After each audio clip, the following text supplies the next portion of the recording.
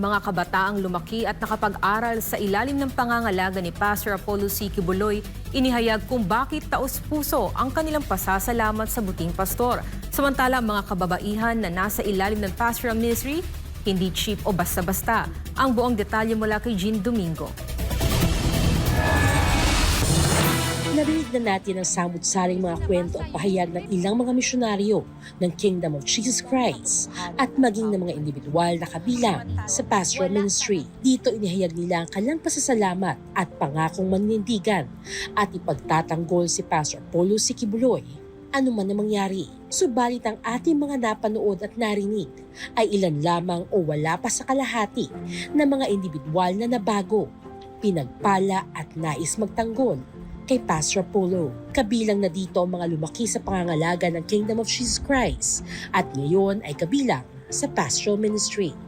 So I'm really longing for safety and security and peace of mind. Kanaging matulog ka sa gabi nga, dili ka mahadlok, kay bulo kayong kamata nimo, bisag ka sa kamaagto ni protection sa amahan. Lumaki ako dito sa Kingdom. Bata pa lang ako, engaged na ako sa mga Kingdom activities, sa mga Sunday school. So I can say talaga na wala akong wasted years kasi lumaki ako dito sa Kingdom until now na I'm nurtured and guided by the Kingdom culture, Kingdom law.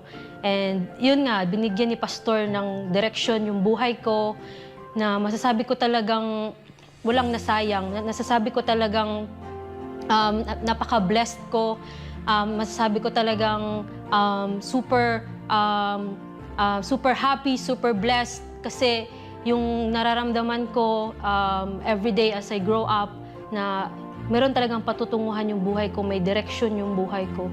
And that's because of our beloved pastor. Para sa mga kabataang ito na bata pa lang ay nasa pangangalaga na ni Pastor Apollo, napakalaki ng kailang pasasalamat dahil lumaki sila ng may dignidad, hindi na pariwara o hindi naging basta-bastang kababaihan. Si Pastor ginapatindog din niya ang imong dignity as a woman na ang lahi ang lahi ang babae diri sa gawas sa sulod. Sa gawas, ang mga girls dito is mostly, kung makita nimo ang power na sa lalaki lang. Ang mga babae, kay marag weaker sex, jud kay sila. Dire, gi-change ni Pastor, hindi siya weaker sex.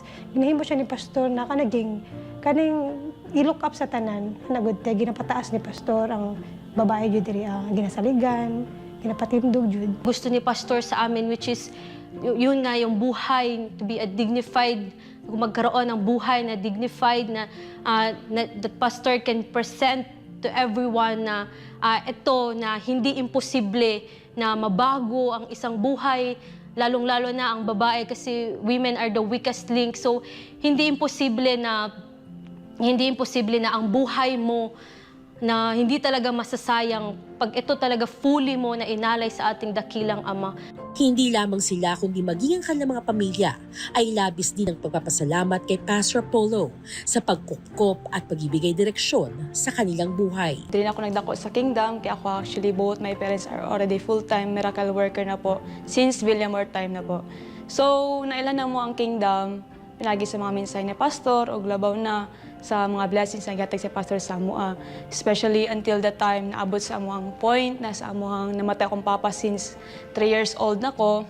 So after that, ang nagkuha sa amoa, gikuha mi ni Pastor, kaya nakita ni Pastor among situation sa among family na nagkalisod mi, ihaming gikuha, ihaming giangkon as his own family na do wala kaila si Pastor sa mua, pero nakita ni Pastor kung unsa man kinahanglan sa among sulod sa among kinabuhi. Una nagpasalamat ko kay Pastor sa tanang blessings niya gihatag sa ako, labaw na sa kinabuhi na gihatag niya sa kuha. O labaw na moment na pagtungtong ako og legal age, nag-sign ko bond of isang full-time miracle worker na walay nagpugos sa kuha, wala ko gihusgahan sa akong mga parents. Voluntarily po, nanisulod ko diri sa Kingdom. Kay tungod sa nakit-anak ko ang kamay ni Pastor sa dili lang sa kuha, kundi dili sa kabanan ko ng mga babahian diri sa Kingdom. Anya kung hindi siya kinupkop ni Pastor Apollo at lumaki sa Kingdom of Jesus Christ, marahil ay tulad na dito ng ibang kabataan o kababaihan na napariwara o nasayang ang buhay. Kaya makita na kong kaugalingon ako karon kung wala ko sa Kingdom, siguro sama pag ko sa mga babae sa kalibutan na murag wala kadto ang kinabuhi ba. But si pastor pagsulod na mo diri sa kingdom, gi-transfer ni pastor from carnality to spirituality, which means na unang-una gibago ni pastor sa mua ang among utok, ang among sulod sa among kasing-kasing. Kaya ana si pastor, as written in Titus 1:15, to the pure everything is pure, to the defiled and unbelieving nothing is pure. Both of them, their minds and their conscience are defiled. Hugaw tanan. So, ano si pastor, dili ang mata makakita, ang utok ang makakita sa tanan butang. So, kung imong utok hugaw, ang tani mo magawa si mo baba, puros nakahugaw. Kung ang imong utok kurap, ang makita po, ang tanan mo pagkabuhaton kurap. So, mo nang ginay pastor sa ginaingon niya, ginatudlo niya dilin sa mga, tanan sa mga babae diri sa kingdom, na ang pagkababae na mo diri, give us a honor, integrity, and dignity po. Dahil sa mga pahayag na ito, hindi maiwasang mag-isip na nakararami. Bakit mas marami ang nagpapasalamat na nabago ang buhay at nabigyan ng dignidad kumpara sa iilan lamang na nag-aakusa at nagbibigay ng maling paratang kay Pastor Apollo?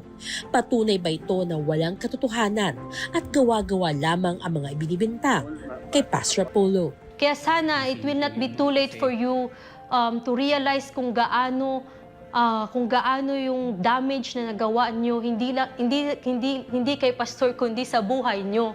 Kung gaano yung damage na nagawa nyo sa buhay nyo, hindi kay pastor. Kasi si pastor is so pure eh. Hindi niya kailangan, he doesn't need to prove himself because his life alone is a testimony kung gaano ka totoo at kung gaano ka inosente si pastor. Kaya kayo, nasa inyo ang burden, nasa inyo ang bigat kung paano nyo papatunayan lahat ng mga accusations, lahat ng mga sinasabi nyo, ng mga allegations kay pastor na alam nyo mismo, na kayo mismo, alam nyo mismo na hindi totoo ang mga sinasabi nyo kay pastor. Ilan lamang sila sa daan-daang kabataang natulungan, nabigyan ng magandang kinabukasan na handang magtanggol kay Pastor Apollo anuman ang mangyari. Actually, sobrang nasaktan ako, most especially yung first day na nag-surrender si Sir. Parang ilang nights akong umiyak noon kasi parang hindi ko ma-imagine ba. Kasi pastor doesn't deserve all those false accusations kasi kita mong good, nagdugay ta diri. Me personally, nakauban ako si pastor, pati mga administrator. Parang sakit kaayo kasi sila. Parang isipin mo good yung parents mo, mama, papa mo, ikulong. Tapos because of dahil lang sa mga false accusation na wala namang katotohanan, dili tinuod. Pero glisod kaayo, sakit kay siya. Pero later on, na-enlighten din ako kasi yun din message ni pastor na hindi tayo pwede maging weak, tatag lang. Pero masakit na lang, sakit nabot sa akong point na marag, sir, bailo na lang ta sir, ako na lang mag-orange. Kasi dili yung deserving si sir, dili yung deserving si pastor na ingon na naon nila. Kaya grabe kabuutan si pastor, grabe kami gugmaon, amahan sa tanan, pantay sa tanan. I think si pastor yun kinahanglan sa kalibutan karon. Samantala, gaano man ipinta ng social media, ng publiko, at lalo na ng mga taong nag-aakusa kay Pastor Apollo, magpapatuloy pa rin ang kanilang pasasalamat sa taong anila ay walang ipinakitang anumang bahid ng kasamaan, bagkus ay puro kabutihan para sa kanila at kanilang pamilya. So, pastor to me, he's a father, he's a mentor, a coach, everything. Kasi lumaki ako na without my parents by my side. So, pastor played a big role in my life. Tinuruan niya ako. He really taught me and showed me kung ano talaga ang buhay ng puno ng pagmamahal. He really showed what true love is, and he really showed how much he cared for the children. So I can really say na pastor is a father, he's everything. Kasi at saka unang-una, tinuruan ako ni pastor na hindi magtanim ng hatred, hindi magtanim ng kahit anong grudges sa'yo in spite sa mga pinagdadaanan mo, mga past mo. He really plant in me na love talaga is the most powerful thing. Love talaga is everything na with love you can forgive, with love you can heal, with love you have hope. So yun talaga yung tinuro ni pastor na pag-ibig talaga. Salamat kay pastor sa tanang blessings, pastor, sa tanan nimong gihatag sa matag usa sa among kinabuhi, Pastor. Na naami diri sa sulod sa kingdom, Pastor, among loyalty, ang among faithfulness kanuligi naka-intact, Pastor. Even, Pastor, we are willing to die, Pastor, because it's a badge of honor sa among kinabuhi to defend the Son and to defend the kingdom, Pastor. Kami, Pastor, diri sa tanan nimong gipagtudlo sa mga pastor, ang imong gi-invest sa matag usa sa mga pastor, labi na sa mga pastoral, dili na mo ni taken for granted, Pastor, dili na mo ni sayangon, Pastor. Ang pagpasalamat kay Sir, it's unexplainable. Given the chance, no, kasi gusto ko talagang bumawi kay Sir eh. Kasi ang dami ko kasing pagkakamali in the past. And Pastor was so patient, loving. Given the chance, no, hopefully, kaning ma-free na si Sir. If I could have a lot of lives pa, 3 lives, I will lay it down again and again. I will become a full-time recover again and again. Kasi for me, this is the best choice, to be with Pastor. Ang magpasalamat kay Sir, dili na ako ma-contain. Kasi yun nga sinabi ko earlier, he is really our everything. Si Sir yun among kusog sa matag adlaw. And Pastor, although physically you're not with us, I already said it to myself how many times that we're more than willing to lay down our lives for you, Pastor. We really fight para sa imong Sir, magkinuunsa man. Kabulumi, daghan ka ng mga temptation, daghan ka ng mga ginapanggamit sa kalaban to lure us.